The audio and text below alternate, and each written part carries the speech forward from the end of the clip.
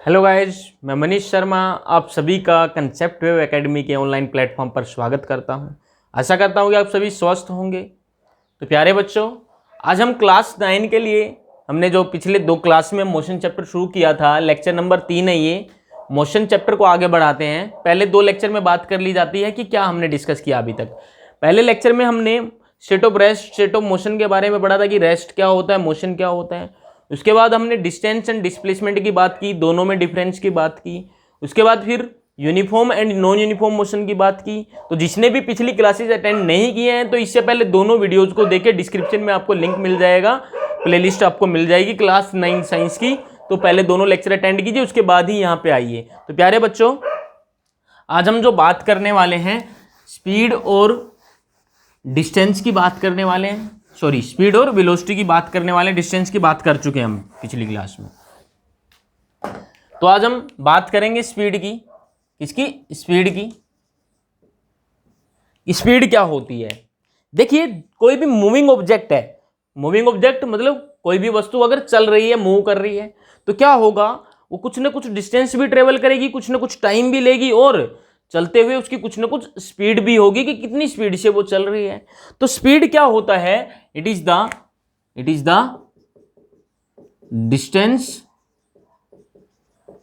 Distance travelled by an object per unit time में कितना distance object ने travel किया है, वो क्या होगा? स्पीड। स्पीड को हम डिनोट करेंगे या फिर लिख सकते हैं speed is equal to distance upon time. Mathematically कैसे लिखते हैं? स्पीड को हम v से लिखते हैं, डिस्टेंस को s से, और टाइम को t से। किससे? t से। तो v हो गया s अपॉन t। अगली जो चीज आती है वो कि स्पीड की यूनिट क्या होगी। स्पीड किससे मिलके बना है? डिस्टेंस और टाइम से। डिस्टेंस किस में होगा? मीटर में, ऐसा यूनिट की बात कर रहे हैं हम। टाइम सेकंड में, तो यूनिट क्या होगी? मीटर पर सेकंड। क्लियर है बात? और एक और यूनिट होती है सीजीएस यूनिट, ये है एसआई यूनिट। सीजीएस यूनिट क्या होती है? मीटर की बजाय क्या किस में होगा डिस्टेंस? सेंटीमीटर में। टाइम सेकंड में ही होता है, तो सेंटीमीटर अपॉन सेकंड ये होती है सीजीएस यूनिट। ये छोटी यूनिट होती है, ये बड़ी यूनिट एसआई यूनिट जो यूज करते हैं हम, मीटर पर सेकंड। क्लियर है बात? और दूसरी चीज, ये स्केलर क्वांटिटी है। क्या है? Scalar quantity. क्या है? Scalar quantity. स्केलर क्वांटिटीज हमने बात की थी पहले ही लेक्चर में। वो क्वांटिटीज होती हैं जिनमें केवल मैग्नीट्यूड होता है, डायरेक्शन की बात हम नहीं करते। जैसे मैंने बोला कि गाड़ी 90 किलोमीटर पर आवर से जा रही है, तो मैंने ये तो नहीं बोला कि किधर जा रही है, नॉर्थ में, साउथ में, डायरेक्शन की बात नहीं की। जब तक डायरेक्शन की बात नहीं करेंगे तो वो चीज क्या होगी? स्केलर क्वांटिटी होगी। तो स्पीड क्या है? स्केलर क्वांटिटी है। किससे मिलके बनी है? डिस्टेंस और टाइम से। डिस्टेंस क्या था? स्केलर क्वांटिटी, तो स्पीड भी क्या होगा? Scalar quantity. क्लियर है बात? तो स्क्रीनशॉट ले लीजिए इसका। अब हम बात करते हैं एवरेज स्पीड की। किसकी? एवरेज स्पीड की।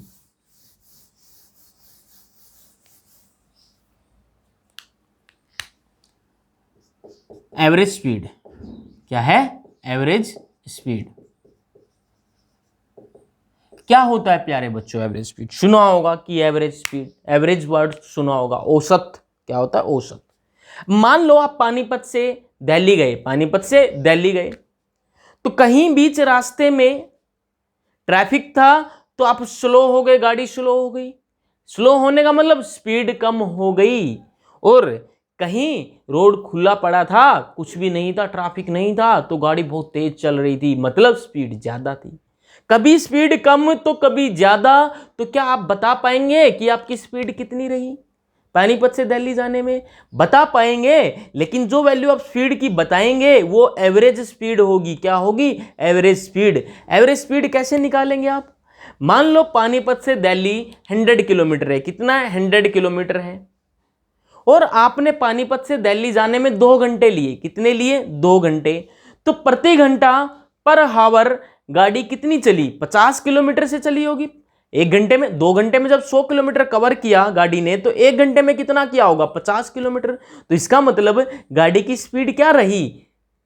50 किलोमीटर पर आवर रही। बोलो तो कैसे निकालते हैं एवरेज स्पीड को? क्या होगी एवरेज स्पीड? एवरेज स्पीड को यहां पहले लिख लेते हैं। एवरेज स्पीड क्या होती है? टोटल डिस्टेंस कवर्ड, क्या बेटे? Total distance upon total time. Total distance upon total time. बोलो बात समझ में आई या नहीं आई? मैथमेटिकली कैसे लिखेंगे? वी एवरेज को, टोटल डिस्टेंस को हमने बोल दिया एस, टोटल टाइम को टी बोल दिया, वी एवरेज होगी एस अपॉन टी। ये भी यूनिट क्या होगी? मीटर पर सेकंड, क्योंकि स्पीड ही तो है। बोलो क्या होगी? मीटर पर सेकंड। कोई दिक्कत यहां तक या नहीं? चले आगे, कोई दिक्कत तो नहीं है। इसमें जो न्यूमेरिकल क्वेश्चन है, जो न्यूमेरिकल्स जो हैं स्पीड या फिर डिस्टेंस, डिस्प्लेसमेंट या वेलोसिटी पे, वो हम इससे अगले वाली क्लास में करने वाले हैं। एक बार हम वेलोसिटी तक कंप्लीट कर लें, अपने टॉपिक कौन कौन से कवर हो जाएंगे? डिस्टेंस कवर हो जाएगा, डिस्प्लेसमेंट जो कि पिछली क्लास में हो चुका है, दोनों में डिफरेंस भी हमने पढ़ा था डिस्टेंस एंड डिस्प्लेसमेंट में। आज हम स्पीड और वेलोसिटी की बात कर रहे हैं, इन दोनों के डिफरेंस की बात करेंगे आज ही इसी लेक्चर में। इसके बाद जो नेक्स्ट लेक्चर जो होगा उसमें एनसीईआरटी बेस्ड जो भी क्वेश्चन मिलेंगे, एनसीईआरटी बेस्ड जो भी क्वेश्चन हैं वो हम यहाँ पे ट्राई करेंगे वेलोसिटी तक के। क्लियर है बात? एक और स्पीड होती है इंस्टेंटेनियस स्पीड। क्या होती है? Instantaneous speed. क्या बोला मैंने? Instantaneous speed. क्या होती है इंस्टेंटेनियस स्पीड? ध्यान देना प्यारे बच्चों। मान लो बेटे आप गाड़ी में बैठे हैं और जा रहे हैं, आपने देखा स्पीडोमीटर की तरफ। एक मीटर होता है ना गाड़ी में, उस पर सुई जो नीडल होती है वो घूम रही होती है। अब 50 की चल रही है, 60 की, 60 पे चलेगी, 70 पे चलेगी। वो क्या, किस चीज को रिप्रेजेंट करती है? कि गाड़ी अब 60 किलोमीटर प्रति घंटा चल रही है, 70 किलोमीटर प्रति घंटा चल रही है। जिस पे भी रीडिंग जो भी आएगी वही क्या होगी? आपकी इंस्टेंटेनियस स्पीड होगी। मान लो रोड खुला है, मैंने बोला जर्नी के, जब आप पानीपत से दिल्ली गए तो 45वें मिनट में आप मान लो मुरथल सुखदेव ढाबा के पास थे। कहाँ थे? सुखदेव ढाबा के पास। 45 मिनट में आप वहां, उसकी आपकी गाड़ी की स्पीड क्या थी? तो आपने नोट किया होगा कि उस टाइम जो नीडल थी वो 70 पे थी। कितने पे थी? 70 पे। तो इसका मतलब उस इंस्टेंट पे जब मैंने आपसे पूछा 45वें मिनट, उस पर्टिकुलर टाइम पे 45वें मिनट आपकी स्पीड जो थी वो थी 60 या 70 किलोमीटर पर आवर। वही क्या होगी? Instantaneous speed. तो कैसे डिफाइन करेंगे? It is the speed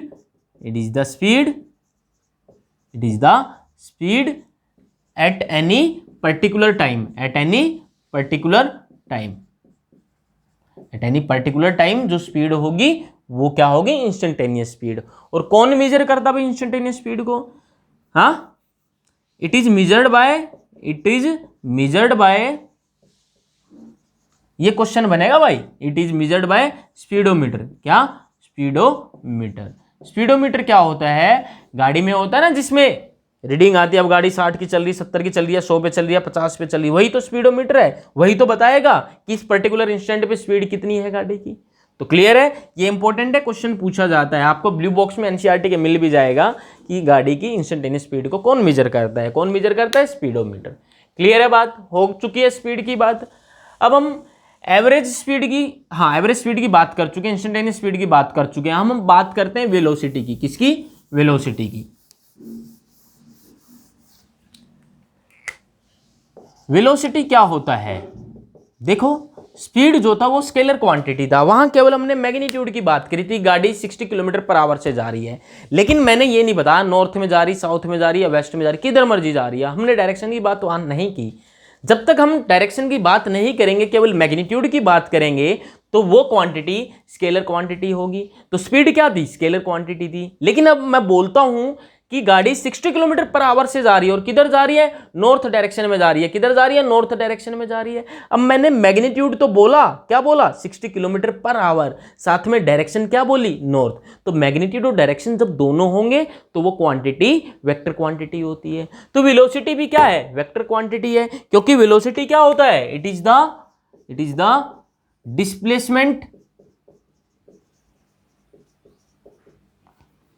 displacement covered by an object per unit time में कितना डिस्प्लेसमेंट गाड़ी ने कवर किया, वही क्या होगा? आपका वेलोसिटी। तो कैसे लिखेंगे वेलोसिटी को? डिस्प्लेसमेंट अपॉन टाइम, ये कंप्लीट लिख लो, displacement upon time taken, displacement upon time taken. कैसे लिखेंगे? v होगा डिस्प्लेसमेंट अपॉन टाइम। बोलो।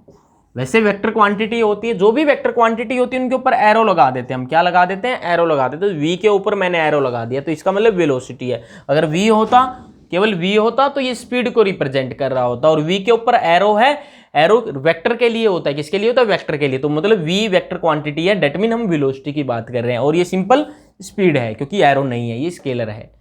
और डिस्प्लेसमेंट जो होता है वो भी एक वेक्टर क्वांटिटी होती, पिछली क्लास में हमने पढ़ा था।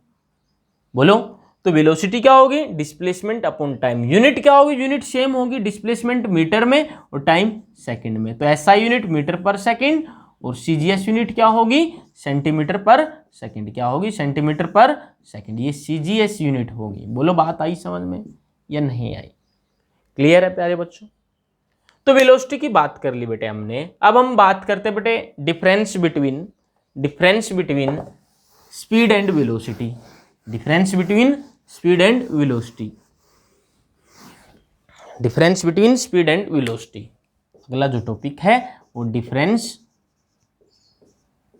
Between speed and velocity, speed and velocity.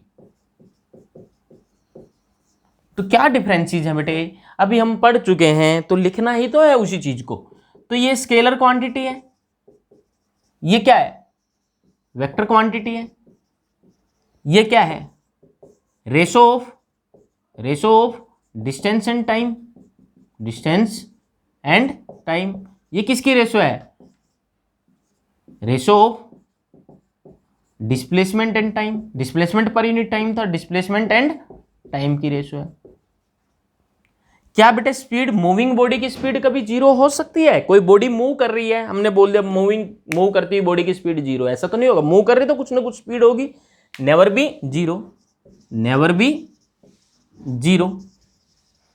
ये जीरो हो सकती है, बिल्कुल हो सकती है। May be zero, may be zero if displacement is zero. अगर डिस्प्लेसमेंट जीरो होगा तो वेलोसिटी भी क्या होगी? जीरो। क्या नेगेटिव हो सकती है speed? Never be negative, never be negative. ये may be negative, may be negative. और कब होगी? When displacement is negative, when displacement is negative. Displacement negative होगा तो वेलोसिटी भी नेगेटिव होगी। और डिस्प्लेसमेंट नेगेटिव या जीरो कब होता है? ये पिछली क्लास में हम पढ़ चुके हैं, वहां पे आप देखना उस लेक्चर में। क्लियर है? तो आज हमने बात कर ली स्पीड एंड वेलोसिटी की और उन दोनों में डिफरेंस की। अगली क्लास में हम न्यूमेरिकल्स या फिर जो भी क्वेश्चन अपने एनसीईआरटी बेस्ड जो भी क्वेश्चन हैं, इन टॉपिक्स पहले 3 लेक्चर में जो हमने कवर किए हैं, इन पे बेस्ड हम क्वेश्चन करेंगे। तो अगली क्लास में आने से पहले ये तीनों लेक्चर आपने कवर करने हैं। ठीक है? कवर करने के बाद ही यहाँ आना। कोई भी डाउट है किसी को, कमेंट बॉक्स में लिखें। जैसे ही हम आपके कमेंट को देखते हैं, हम आपको सॉल्यूशन जरूर देंगे। तो आज के लिए इतना बहुत है। Thank you.